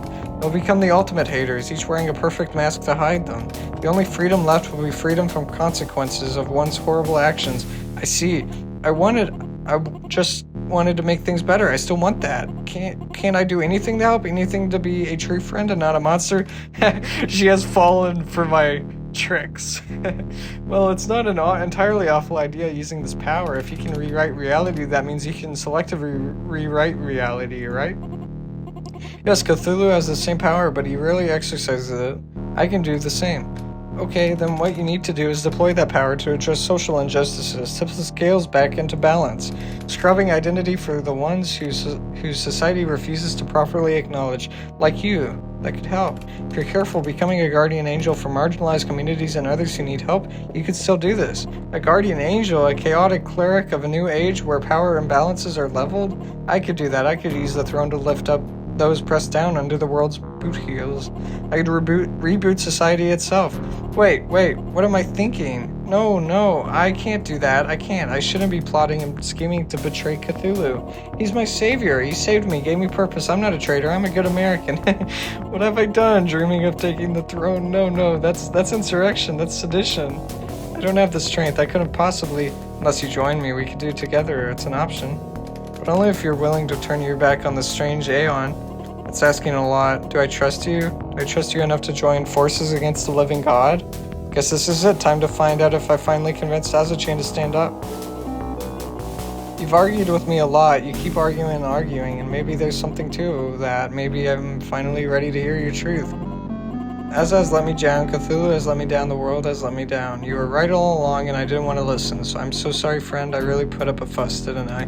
You stood up for yourself, even against me. That gave you the strength to call things into question. I think you're right about that. And in thanks, I'll stand with you against the strange aeon if you'll have me.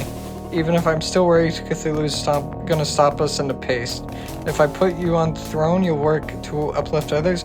Yes, I can see the plan clearly in my head, but even if you don't pick me for the throne, I promise you that I'm still done with Cthulhu. No matter what happens, I'll remake Azza into what I want it to be. Sincerity, not irony, a safe haven for those with no home. I'll stand for myself and those suffering like I was.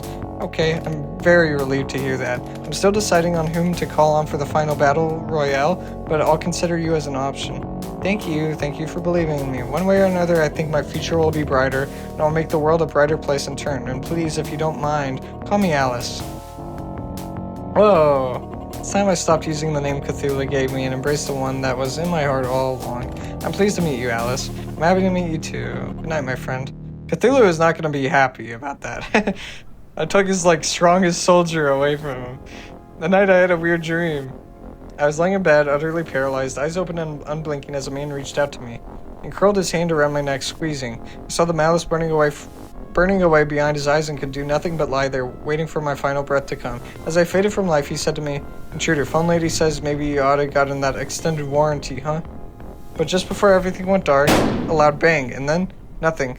I don't think that was a dream. December 21st, Tuesday. 11 days. Till Y2K. Oh boy. My head is killing me. My neck is killing me. Maybe I slept funny? Maybe. Wait, is that a blood stain on my wall? I don't see it. Oh, I do see it. What the F? It is. There's a bit of splatter on my wall. Then in the dream, waking up, some guy strangling me, the sound of a gun, was it?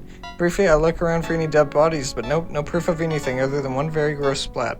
I have no idea what to do about this. Even if I wanted to call 911, what would I say? I had a bad dream and how there's someone's blood and possibly brains? Wonder what that is. I'd be damn lucky if they didn't throw me in jail for that, but I gotta reach out to someone. I gotta get help. But I hope it's the Dagon cult helping me out. Cthulhu, buddy, you out here? Any comment on what the F just happened? No? Okay, good talk. Moving on. Yeah, Cthulhu is not being much of a buddy. You have no new messages. Why does my answering machine sound like that? You have. Okay, no I guess it's new fine messages. then. You're welcome. What the fuck? I said you're welcome. You slept by our watchman, but we got him in the end. You're safe. So that wasn't a dream? Someone actually tried to kill me? We took care of it, just like I said we would. The cult of Dagon, protecting the chosen of Alhaz. You're welcome. You murdered someone in my bedroom? Would you rather we have him let him choke you to death? Your vitals were fine after, so I administered a light sedative and we tidied up, just as you wanted. Minimal intrusion on your life. You missed a spot. Got a little gray matter on my penguin poster. Did we? Huh, didn't notice. Well, in our defense, don't want to turn on the lights and wait you. Hopefully you got a good night's sleep afterwards. Who the F tried to kill me? You said no one knew where I lived. I'm supposed to be shielded from the old ones.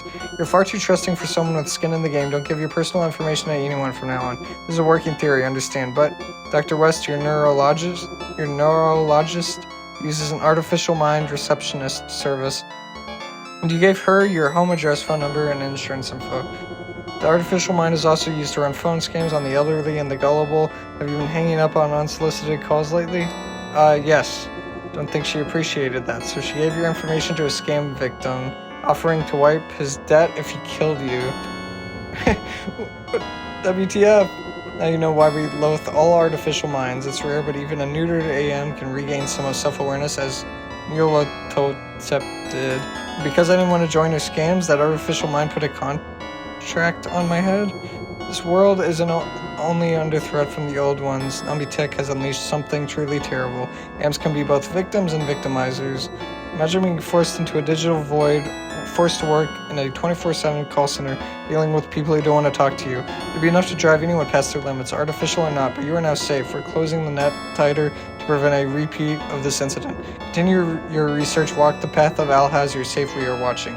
What if Cthulhu actually set this up? You said this was all a theory. What if you're wrong? What if someone pulled the strings to indirectly killed me? An undercover federal agent, a deep state operative, Cthulhu himself? How high up does this conspiracy reach? Imp, relax. Cthulhu wanted you dead. He'd falsify terrorism charges and have you a squadron of ATF agents Waco your house down. Another old one then?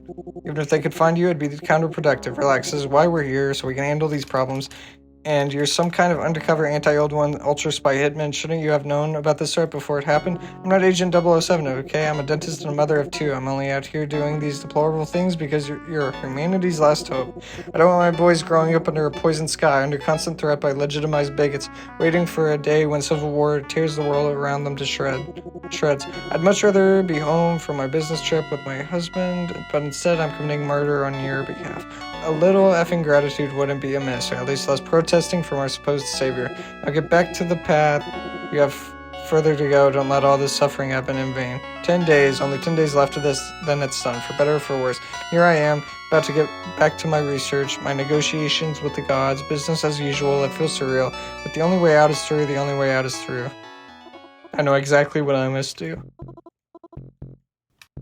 Hi, buddy! Okay, let's get back to it. What do you want me to do? Check my progress! Certainly, now loading. Please say the phrase. Okay. 0% order, 0% chaos, 100% humanity. It's for the old ones themselves. Okay, I'm trusted. Okay. I'm trusted. As Alice is ready to turn on her former partner, Cthulhu. Good job supporting her independence. This concludes my report. Okay. I'll do some research. Patient 23. Redacted, access denied, no authorization. Another deeply encrypted file for my favorite shadowy government operation. I don't technically need to research this, but it feels like it could explain a few things about the old ones. Let's see if I can get in. Dang. That's unlucky. Can I please hit, like, a gap? There we go. And hacked. I'm in. We don't know why the blood of the 23rd Forsaken Child can alter reality itself. All attempts to understand its harmonic properties have failed.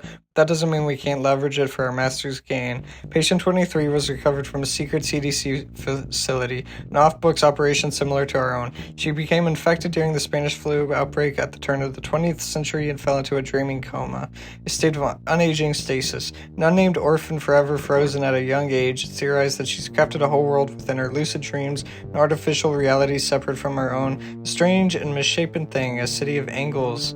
We turned a man on the inside of the project, Jack Hayes, who provided us access to the secret CDC facility. One regrettably violent raid later, and we had secured this resource, ready to use her blood in the cooling systems of Rala.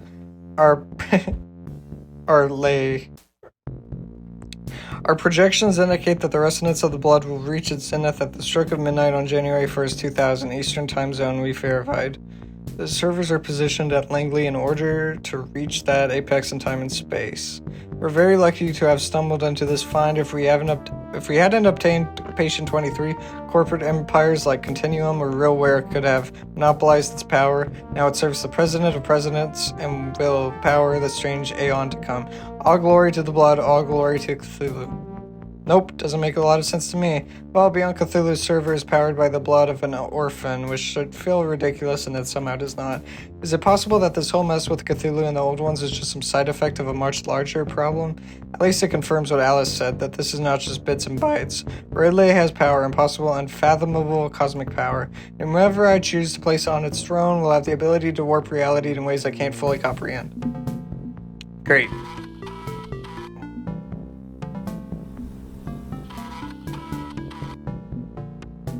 My sister has not contacted me at all since the birthday party. That's hilarious. TV?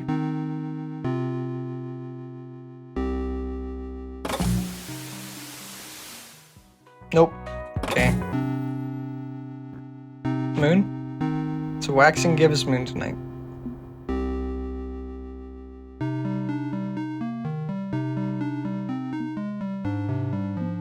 I need to get the nerd on my side. Every subsystem checked and double-checked, 13 levels of failsafe integrated down to the very circuits.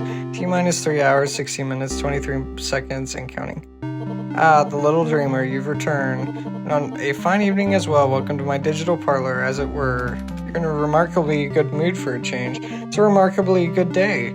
My latest work, a fully autonomous orbiting way station, it's about to launch. It will be a stepping stone to the stars. I think I heard about this, actually, from Starshot, a company over in Japan. One of the many private industries I've sponsored through my Yoggle profits. Yes, they're collaborating with NASA and JAXA. But I can spare time for another chat with you while waiting for the countdown.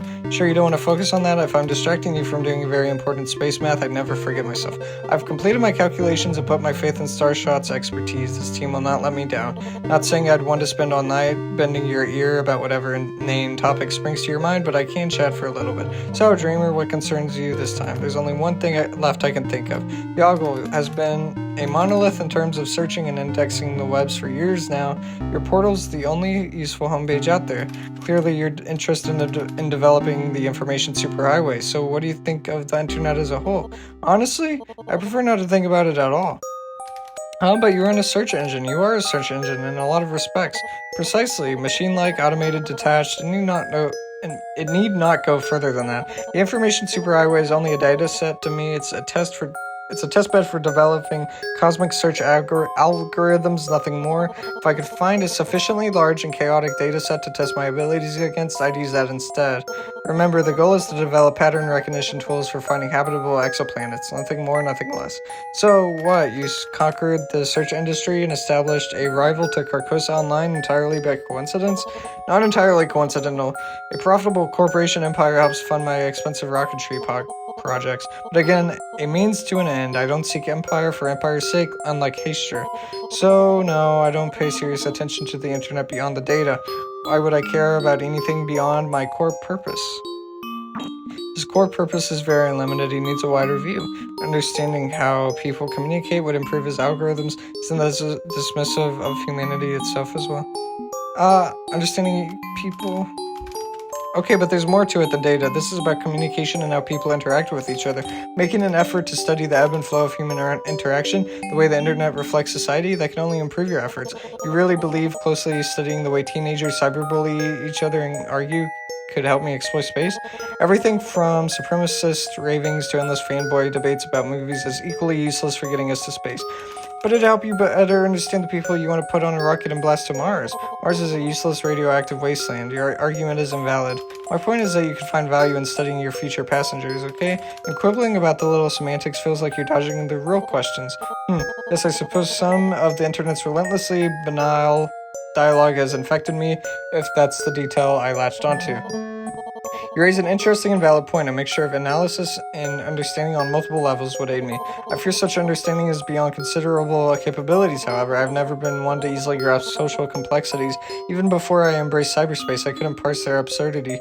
So I prefer to examine data as data abstracted away from its context.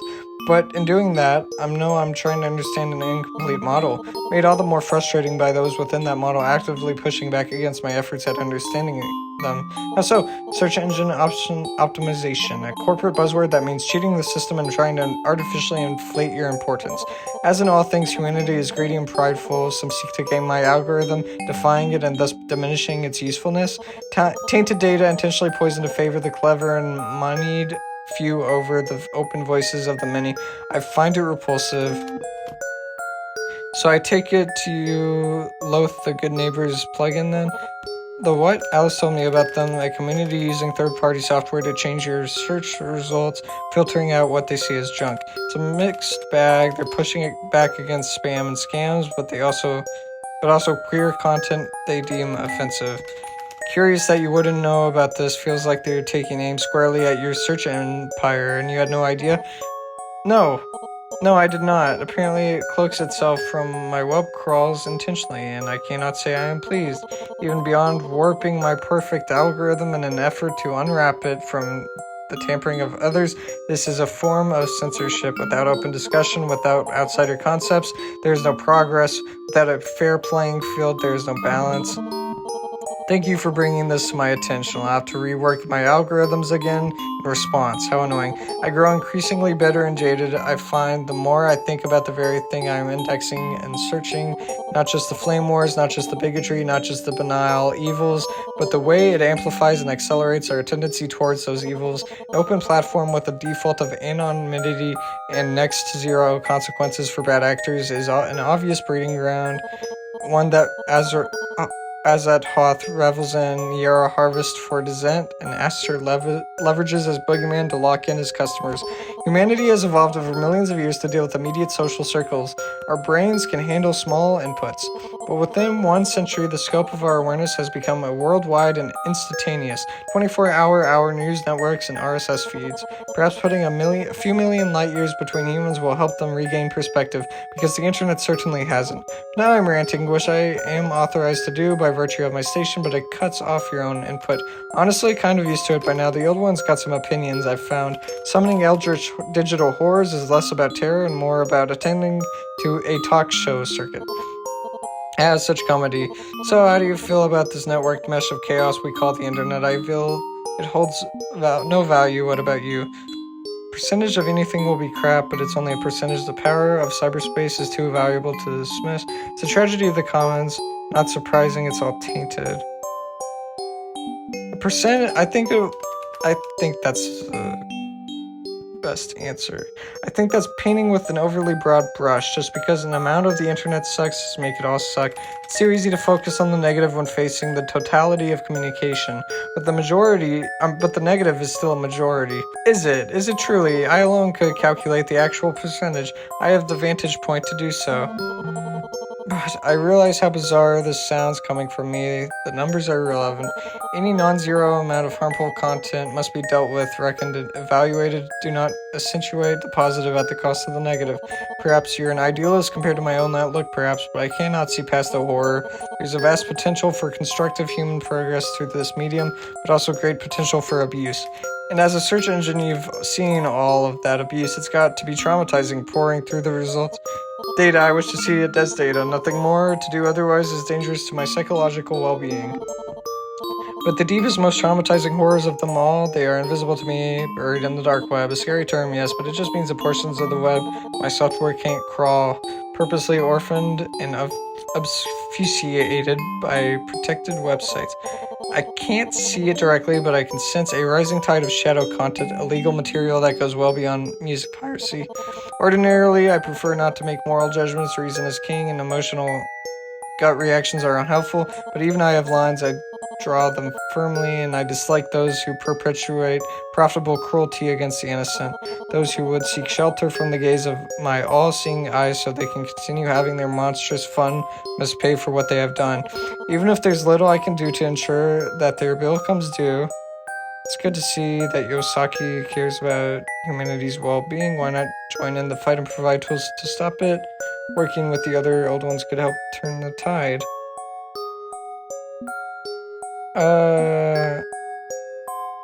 Why not join the fight? If you're concerned about people hiding their sins in the dark web, why not develop technology that can sift them out? I know you're a problem solver, and this is a problem you've identified and feel strongly about, so why not solve it? You could help humanity fight back.